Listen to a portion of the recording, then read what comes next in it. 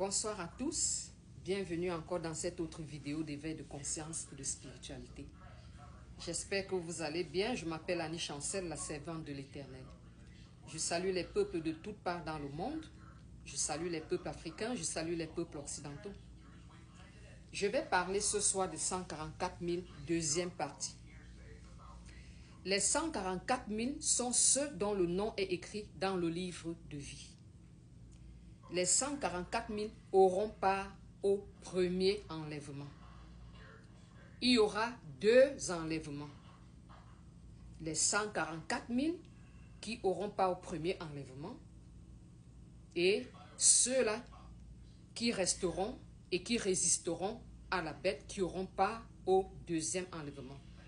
C'est ça que la Bible parle de première résurrection et deuxième résurrection. Les 144 000 sont ceux qui auront la marque au front. Ceux-là qui sont choisis par Dieu, il y a les élus, les choisis, les gratifiés, les talentueux, les bienfaiteurs, comme je le disais dans l'une de mes vidéos. Donc c'est eux qui constitueront les 144 000. La nouvelle Jérusalem descendra et s'installera en Afrique centrale, au Cameroun, à Yaoundé et ses environs. Et les 144 000 entreront dans la nouvelle Jérusalem et vivront avec l'épouse. Ensemble, ils constitueront un gouvernement où ils travailleront avec l'épouse, les 144 000. Les 144 000, le plus, ce sont des Juifs qui vivent en Afrique centrale, premièrement, et ensuite, les Juifs qui vivent partout, de toutes parts dans le monde. Le moment venu, ces Juifs qui vivent, de toutes parts dans le monde seront juste, disparaîtront, si je peux le dire comme ça. D'autres viendront au Cameroun et d'autres disparaîtront tout simplement. C'est de ça dont la Bible parle, lorsque nous parlerons, nous voyons dans la Bible des personnes qui disparaissent. Par exemple, si tu es en couple et que ton époux disparaît du lit et que tu restes seul, ça veut dire qu'il est parmi les 144 000. L'enfant disparaît, les parents restent. De deux qui marchent dans les champs, l'un disparaît, l'autre reste. Mais ce n'est pas disparaître pour être enlevé. Ils disparaîtront pour se retrouver dans la nouvelle Jérusalem. Ceux qui sont en Afrique centrale, ces Juifs-là, entreront dans la nouvelle Jérusalem. Ils sont un peuple constitué de 144 000 personnes. Ils auront la marque au front. Donc, ils vivront avec l'épouse pendant un règne de 1000 ans dans la nouvelle Jérusalem.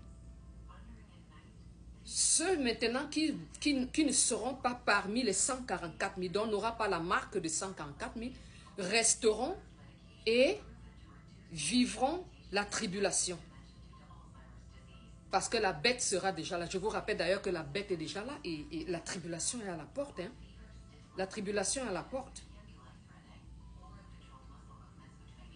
Les signes que la tribulation est à la porte, nous voyons tout ce qui se passe. Il y aura des famines, des grandes famines. Il y aura des guerres. Il y aura des restrictions. Il y aura des interdictions. Il y aura la maltraitance. Il y aura les tueries. Il y aura tellement de choses. Je vous rappelle qu'il y aura même l'esclavage qui reviendra. Surtout pour ceux-là qui sont en train de courir pour aller au Canada, méfiez-vous. Je pense que vous allez vivre toutes ces choses. Arrêtez d'aller, restez en Afrique s'il vous plaît. La tribulation est à la porte. Donc, ceux-là qui ne seront pas parmi les 144 000 vivront la tribulation.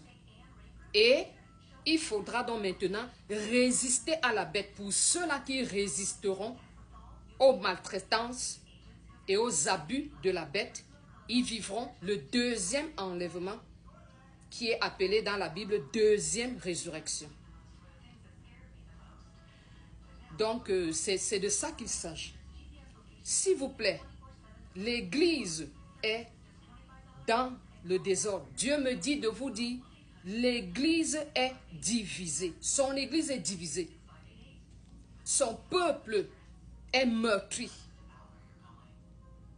L'église est divisée et Dieu n'est pas un Dieu de désordre. Dieu ne fera pas un enlèvement dans une église divisée.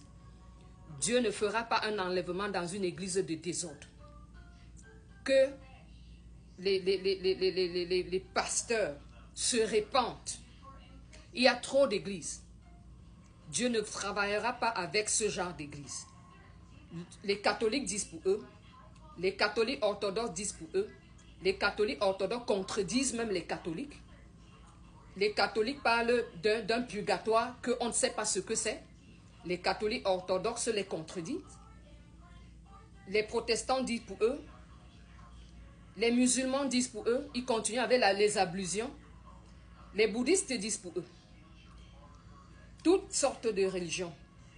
Entrons dans l'église réveillée, c'est grave. Dieu est en colère. Les églises réveillées ont fait fort.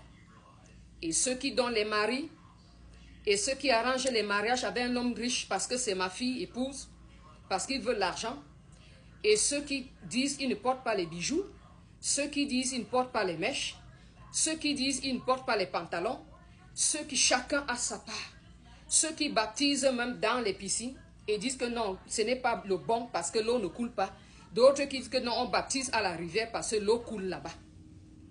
Ça enlève les péchés et les péchés partent. Mais c'est que des autres, c'est que l'église vit une cacophonie. L'église vit dans une cacophonie totale. L'église doit revenir. God say it's time for the preacher to preach talking about the book of Revelation because tribulation is at the door. Please, preacher, preach about the book of Revelation. It's time. C'est le temps de parler du livre de l'Apocalypse, de comprendre de quoi il s'agit. D'un couple qui seront sur le lit, un va disparaître. Ce ne sera pas pour l'enlèvement directement, ce sera pour entrer dans la Nouvelle Jérusalem. Et maintenant, lorsque les 144 000 seront dans la Nouvelle Jérusalem, ils auront une autre vie. Ils se remarieront, ils auront d'autres enfants.